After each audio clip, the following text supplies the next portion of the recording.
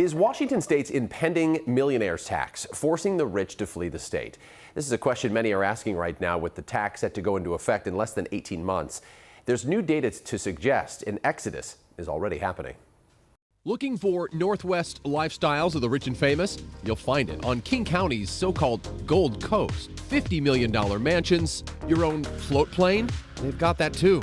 It's eye candy on the Lake Washington shores of Medina, Hunts Point, and Bellevue, in a few of the nation's wealthiest zip codes. But this, for luxury real estate, is the most important body of water. All right, welcome aboard.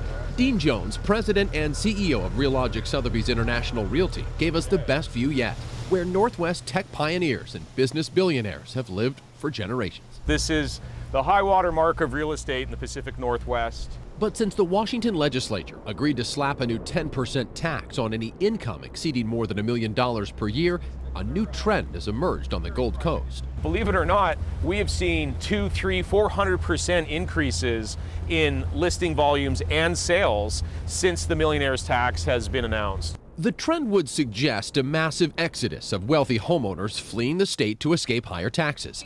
The Northwest Multiple Listing Service, which monitors all home sales, saw a 25% increase in listings here on the Gold Coast. And it's been a wild year for the local economy. Thousands of tech jobs have been cut, and two of the region's richest billionaires, Amazon founder Jeff Bezos and Starbucks' Howard Schultz, decided to leave the state. But luxury brokers are seeing more to the story. Isn't it beautiful? Becky Gray has sold nearly $1 billion in luxury real estate on these shores. Moira Hawley is not far behind. We have so many incredible waterfront opportunities at all price ranges. Both are seeing rich homeowners up and sell in order to shift their permanent taxable address to a more tax-friendly state. But they say those same homeowners are also purchasing smaller local condos to keep one foot in the beautiful Northwest. They don't want to leave here, but what's the next step? And they're coming up with some very sophisticated ideas. Not everyone is concerned about the tax. We also have clients who are thinking perhaps there will be a repeal on the capital gains tax. We found brokers from Arizona welcoming Seattle's rich with open arms. Heather Olson is a Sotheby's broker representing a new condo development in Scottsdale. It's a popular place for Northwest sellers these days. What we saw with California was an exodus.